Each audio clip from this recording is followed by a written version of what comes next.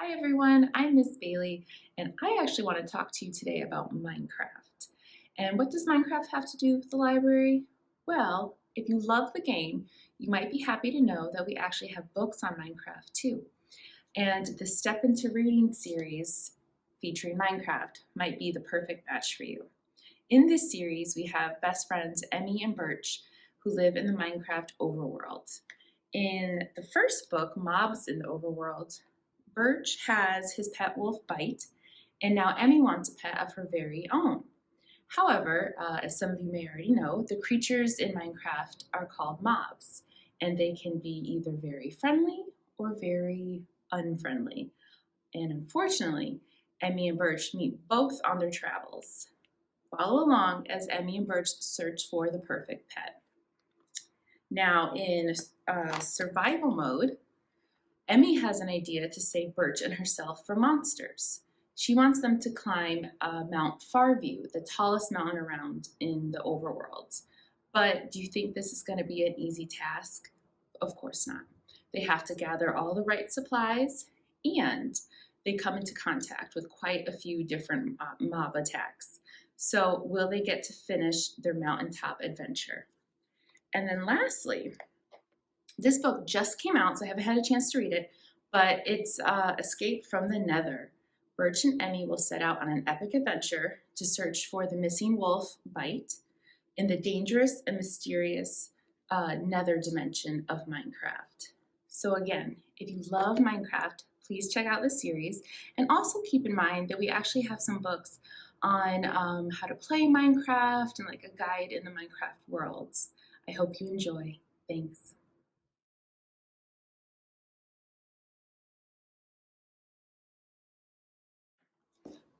Hi everyone, it's Miss Bailey again, and I want to share a special series called Shine a Light that we now carry at the library. They really are a fun, interactive reading experience. Each page in the book has information to read, of course, and then you simply shine a flashlight behind the page to reveal a hidden image. And when you turn the page, you'll get to read more about that image. I'll insert a photo here so you can kind of see what that would look like again, just in case what I said doesn't make any sense.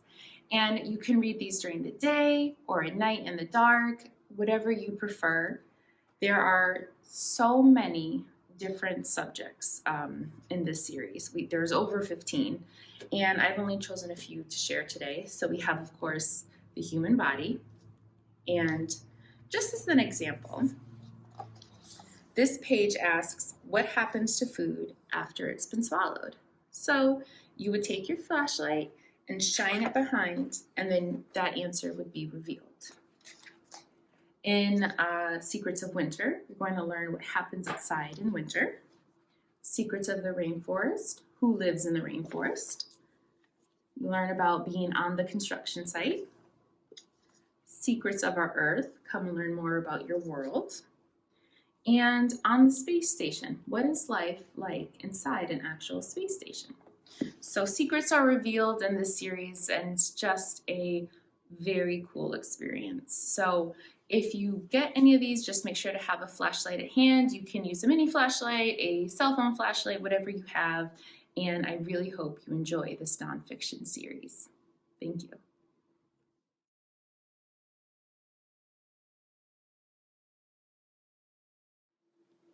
Caroline Arnold is the author of many books, but I just love her Animal World series.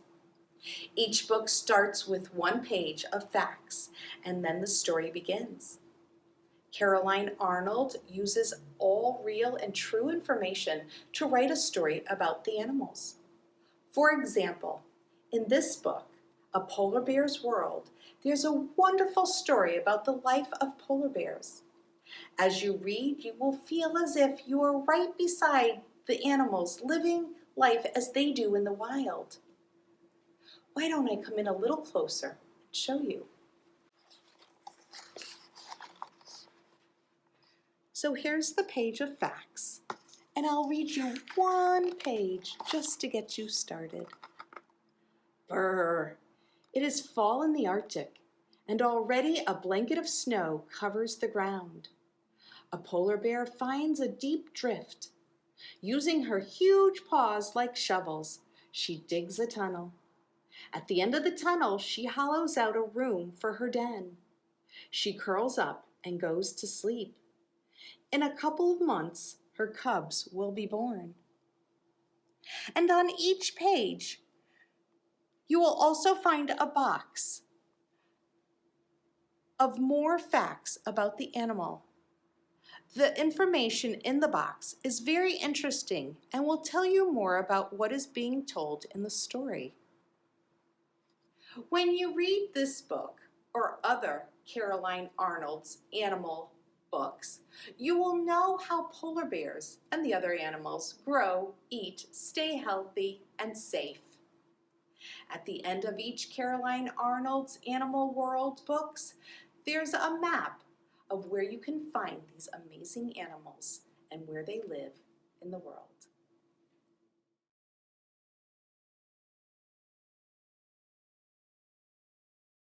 Hi, I'm here to talk to you about turtles. There are sea turtles and land turtles, and we have lots of books, both fiction and nonfiction. We even have a topic tote filled with turtle books. You could check out the tote, or if you don't want the whole tote filled with books, you can just check out 1 or 2 books. Or if you have turtle books at home, that's great because turtles are so fascinating. There is one story though that I really love and I want to share with you. And it's called Turtle, Turtle, Watch Out. And it's by April Pulley Sayers and it's illustrated by Annie Patterson. And in this book, it goes through the life and danger of turtles. Not danger to us by the turtles, but the dangers a turtle has to live with out in that big ocean. And it starts by a mama turtle climbing up onto the beach and laying her eggs in the sand. Then she covers those eggs over with that sand and goes back into the ocean. And 2 months later, those little turtles are ready to hatch, and they break themselves out of their shell, climb up out of the sand, and they work their way down the beach into the water. And how they do that is by following the moonlight on the water. And so they follow the light into the water, and these little baby turtles are about the size of a ping pong ball. You can actually hold one in your hand, and they'd be about the size of your hand. So these little turtles have a lot of danger because they're so small. And they get to the water and they swim away, and they grow in that ocean as they swim the seas, and they have to deal with other sea animals that want to eat them and pollution because they like to eat jellyfish, but sometimes a plastic bag floating in the water looks like a jellyfish. So they have to be careful about what they eat, and they don't know the difference. And they have to worry about fishermen and not getting caught up in a fish net. So there's a lot of dangers, but they also love to swim those oceans and grow. And when you read this, there's a very interesting ending that I think you'll enjoy, finding out what happens when the turtle is all grown up. Enjoy this one, Turtle, Turtle, Watch Out, by April Pulley Sayers, or any of our other turtle books. And again, we have turtle books about the sea turtles, and we have others about land turtles that live in ponds or lakes or rivers. Turtles are really fascinating, and I hope you enjoy 1 or more turtle books.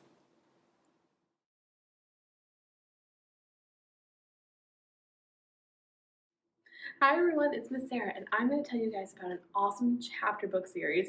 So this is great for friends who are ready for something a little bit more challenging. So if you've been reading characters like Nate the Great or Amelia Bedelia, then you might be ready to try to move up to a harder level. So Aladdin Quix is the series I want to talk about, and as you can see, there are a bunch of different characters and titles. But this is a great chapter book series that are still pretty short. They have a lot of colorful characters, big fonts, easy to read stories, and lots of fun action. So I'm going to tell you about a few of my favorites from this series, starting with Fort Builders. So this is one of the harder ones in the series. And this is kind of what it looks like on the inside. But there's still fun pictures to go along with the story. So in Fort Builders, we're following the adventure of Caleb. So Caleb wants to earn some money because he needs enough money to buy a brand new book. It's the first edition of Castle Quest with a brand new cover, and he's only $10 short. So he needs to find a job. But he's not really sure what to do. Does he want to do a lemonade stand or try walking the neighborhood dogs? Well, while he's thinking about that, his best friend Jax comes over, and they decide that they're going to build a fort, a cardboard fort, out of a new refrigerator box they just found. And as they're building, they come up with a great idea. What if they start a business building cardboard forts for all the kids in their neighborhood? Well, it seems like a pretty good plan until they get their very first client, who wants a big pink birthday castle with a working drawbridge. And when things start to not go as planned right away, will their business fail before they can even really start? So that's a really fun, exciting story. And as you can see, it already has a sequel out. So the next one I want to tell you guys about is one of my favorites. It's Geeger the Robot. So Geeger the Robot is a little bit easier than Fort Builder, so if that looked a little too hard, this one's a little bit easier with a lot of big text, a lot of pictures along the way. And in this story, we follow Geeger. He is a robot, and he was built to do one thing and one thing only, and that is to eat. But he doesn't eat food like me and you. He only likes rotten food. So if it's moldy, crusty, soggy, or spoiled, he loves it. So Geeger will eat and eat and eat until his belly is full, and then he'll plug himself into the Digestotron 5000, which will turn all the food he ate during the day into energy for his town. But just being an eating robot gets a little bit lonely. So Geeger decides he wants to make some friends. So he signs up for a human school. But this human school is full of kids that he's never really interacted with before. Can a robot made of just wires and bolts really fit into school? We'll have to read and find out. So Geeger is a hilarious story. I got such a big kick out of all the lists of food he would eat. Some of them are pretty gross. And he also has a series out, so if you enjoy Geeger, you can keep reading more about his adventures. And lastly, I'm going to tell you guys about one more series that I thought was really great from the Aladdin Quix collection, and that is The Adventures of Allie and Amie, the Best Friend Plan. So this is another one that's nice and short, really easy to read with lots of big pictures and text. And in this story, we follow Allie and Amie, who have made the perfect plan for their summer vacation. They have a huge checklist of all the things they're going to do all summer long. But a problem comes up pretty quick when we find out that Allie is going to be going away all summer to Camp Mary Moose. And now they only have 2 days before she leaves to get everything done they wanted to do all summer long. Can they do it? So, there's a lot of variety in what you can pick to read from this series. So like I said, if you're ready to try a chapter book series, I think this is the right place for you. So there's even more characters you can read about our principal is a frog, about a principal who turns into a frog, still has to run the school. Or if you like a good mystery, you can read about Mac Rhino, Private Eye. Or if you're still in the holiday spirit, you might enjoy Elf Academy. Plus there's even more series from the Quix Read series to come. So, I hope you give these a chance. I hope you try one of them, or come pick them up, or take a peek, because you never know what you might enjoy.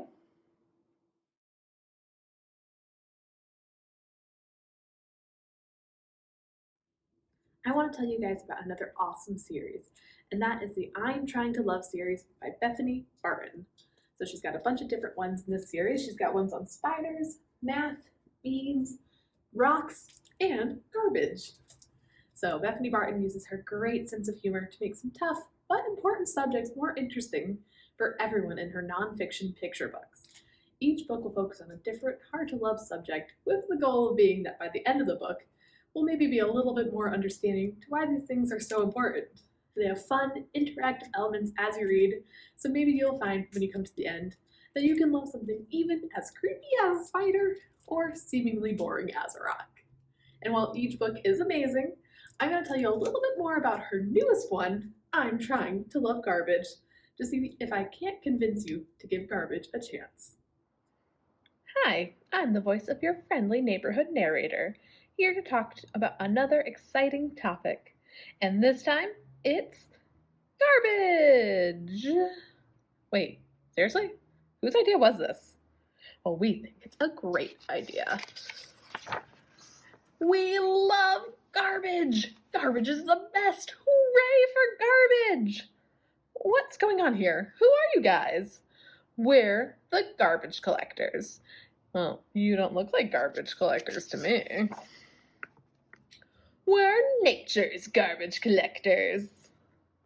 Nature's leftovers are delicious. Human leftovers are another story. Not all trash is created equal. Organic waste, which is plant or animal origin, versus inorganic waste, which is industrial or non-natural process origin. While organic waste can be broken down by critters like us, most inorganic waste can't, and it takes much longer to break down. A glass bottle will take thousands of years if not recycled. A rubber tire could take 50 to 80 years. Your cotton t-shirt will take 1 to 6 months. How about a disposable diaper? Those will take 400 to 500 years to go away. An aluminum can, 80 to 200 years. A plastic bag will take 500 to 1,000 years to go away, although never completely. Running shoes will take 1,000 years to break down, and your plastic toys will also take 1,000 years to break down. Well, 1,000 years? Where do we put stuff for 1,000 years? Most of our trash is hauled off and dumped into big piles called landfills. And those giant piles of garbage? Yep, all over the world. We're building mountains and filling canyons with trash. Yuck. Those are just some sample pages from the book. I'm Trying to Love Garbage. But if this book sounds interesting, make sure to check out this one, as well as all of Bethany Barton's books, because they're full of great nonfiction information about things that we might not think about, but do really matter. Plus, at the end of the book, I'm Trying to Love Garbage, we can learn about different ways that we can maybe help reduce all that garbage, and maybe not fill up a canyon with garbage, or make a mountain out of it too. I hope you give these books a chance.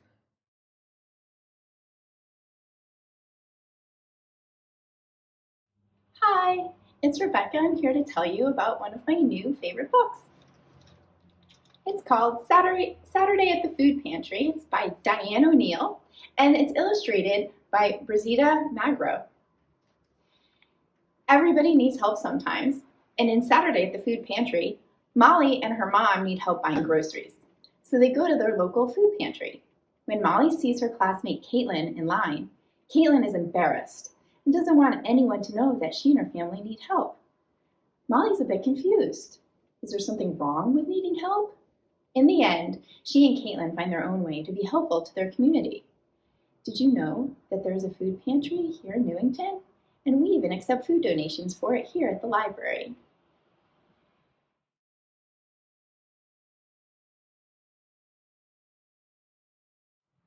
Hello, Rebecca again, here to tell you about another one of my favorite new books. This one's called Magic Candies. It's by Hina Bayek. And as you can see, it has kind of cool and unique illustrations. And this is Tong Tong. So Tong Tong likes playing with marbles, but no one plays with them. One day, while shopping for new marbles, here it is. Tong Tong buys some hard candies that turn out to be magic. Each one allows him to hear something he couldn't. For example, when he eats one candy, the sofa talks to him. Look carefully at the candy he puts in his mouth and see the connection with what talks to Tong Tong when he eats it. I like this book because the story is unlike any that I've ever read before, and the illustrations are so cool and unique.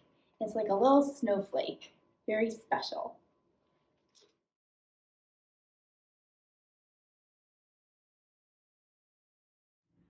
Hi everyone, I'm Miss Beth. I'm here to talk to you today about some new picture books. These are by Nancy Rose and it's called The Secret Life of Squirrels. Now the author these are her pets. These are real wild squirrels that live in her backyard, and she takes pictures of them to tell a story. So she names her squirrel Mr. Peanuts. And Mr. Peanuts likes to barbecue. He also likes to play the piano. He reads books. He mails letters. He cleans the house, waiting for his cousin to arrive. And he has a lot of fun. She also has another one in the series called The Secret Life of Squirrels, a love story. Perfect for Valentine's Day. And Mr. Peanuts is getting ready for Valentine's Day. So he's doing some shopping, some woodworking, but he's really lonely. But then he meets another squirrel, Rosie. He sees her in the bookstore reading his favorite book. And then they have some fun adventures together. And there's one more, Secret Life of Squirrels, Back to School. Again, get to see the squirrels do all sorts of school things, having lunch together. Uh-oh, that boo-boo, he had to go to the nurse. So this is a great series of books, Secret Life of Squirrels. And yes, these are real squirrels. She took a lot of patience to get the squirrels to do what she wanted them to do. Very cute series of books.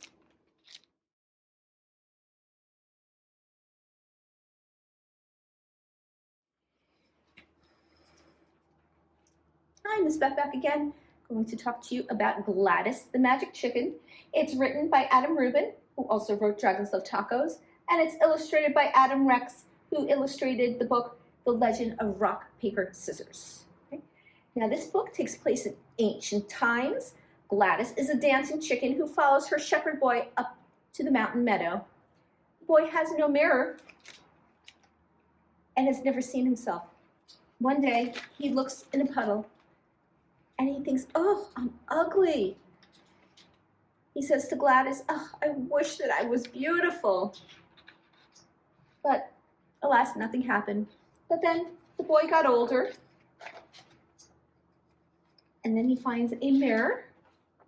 And he realizes that he's beautiful. He's all grown up. He's muscular. He's very happy with the way he looks. And he thinks that Gladys granted him that wish. Soon he finds a traveling merchant who said, oh, a magic chicken. I'll buy that magic chicken. And he thinks that he's going to get his wish. He tries to sell the magic chicken, but alas, the magic chicken is stolen by a bandit. But seemingly, as Gladys gets passed from person to person, wishes are getting granted along the way. But are they really? It's a very funny story. I hope you enjoy it.